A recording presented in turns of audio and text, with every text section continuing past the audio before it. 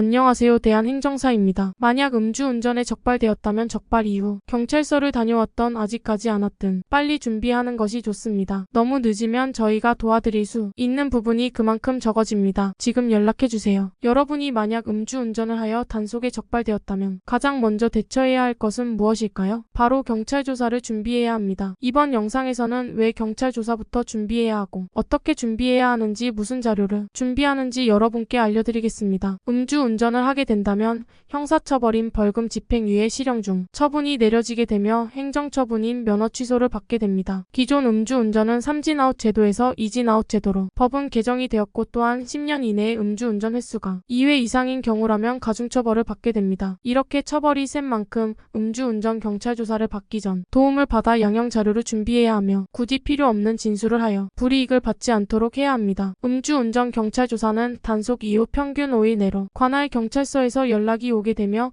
조사 일정을 정하게 됩니다. 관할 경찰서마다 업무와 사정이 다르기에 하루 만에 연락이 오는 경우도 있고 12주 뒤에 연락이 오는 경우도 있습니다. 여기서 중요한 것은 조사 일정은 약 일주일 정도 넉넉하게 뒤로 미루시는 게 좋다는 겁니다. 그 기간 동안 선처 자료인 양형 자료를 준비하여 벌금이라든지 그 이상의 처분이 내려지지 않도록 조처를 해야 합니다. 양형 자료에는 의견서, 자필, 반성문, 지인 탄원서, 증빙 자료 등이 들어갑니다. 무엇보다 자신이 무엇을 잘못했고 반성하고 있는지, 앞으로의 다짐 등에 대한 내용을 바탕으로 반성문을 작성하여 가족이나 지인에게 탄원서를 받아내어 본인의 잘못을 알리고 평소 행실이 어떠했는지 부탁함으로써 준비해야 합니다. 또한 어려운 사정이나 부양가족, 앓고 있는 지병, 경제적 형편 등의 내용을 의견서에 기재하여 참작이 될 수 있도록 작성해야 합니다. 이러한 자료를 구성하여 경찰 조사 시 담당 조사관님께 제출 후 사건이 검찰로 송치시킬 때 함께 올라갈 수 있도록 해야 합니다. 경찰 조사에서는 30분 내외로 면허증 반납과 진술서 작성 등이 이루어지며 사건의 경위 등을 말하게 됩니다. 이때 사건 경위 중에서 굳이 말할 필요 없는 내용까지 말에 마이너스 효과를 보지 않도록 해야 하기에 전문가에게 맡겨 상담을 통하여 올바르게 대처할 수 있도록 하는 것이 좋습니다. 굳이 필요 없는 내용까지 진술하게 된다면 추후 검찰에서 검토 시 불리하게 적용이 될 수 있으며 만약 재판이 열리는 경우 안 좋은 방향으로 흘러갈 수 있습니다. 초범의 경우나 음주 전력 기간이 오래된 이진아웃 대상자의 경우 약식 기소 벌금형으로 끝날 가능성이 매우 높지만 음주 전력 기간이 짧거나 인명사고가 발생하였거나 음주 3회 이상 운전자분들은 재판이 열릴 가능성이 높기에 더 신중하게 준비해야 합니다. 의뢰인마다 사건의 경위가 다르고 살아온 환경, 직업, 경제 사정 등 모든 게 다르기 때문에 본인에게 유리하게 작용할 수 있는 상황들로만 자료로 구성하여 불이익을 적게 받을 수 있도록 해야 하며 모든 사안을 검토하여야 합니다. 또한 형사처벌뿐만 아니라 면허 취소, 구제 신청까지 진행하여야 한다면 경찰 조사에서부터 잘 풀어나가야 하기에 사건 초기부터 도움이 필요합니다. 음주운전으로 걱정이 많이 될 테지만 지금은 자책과 후회가 아닌 현실을 파악하여 실질적으로 어떻게 풀어나가야 하는지 고민을 하셔야 합니다. 대한행정사는 음주운전만 전문으로 업무를 진행하고 있으며 의뢰인의 각각 사정과 환경 그리고 음주단속 상황에 다 다르게 최선의 방향으로 맞춰서 진행하고 있습니다. 음주운전으로 걱정이 많이 된다면 신속하게 연락해 주시길 바랍니다. 1차 상담은 무료입니다. 적발 이후 경찰서를 다녀왔던 아직 가지 않았든 미리 준비하는 것이 좋습니다. 너무 늦으면 저희가 도와드릴 수 있는 부분이 그만큼 적어집니다. 지금 바로 연락해 주세요.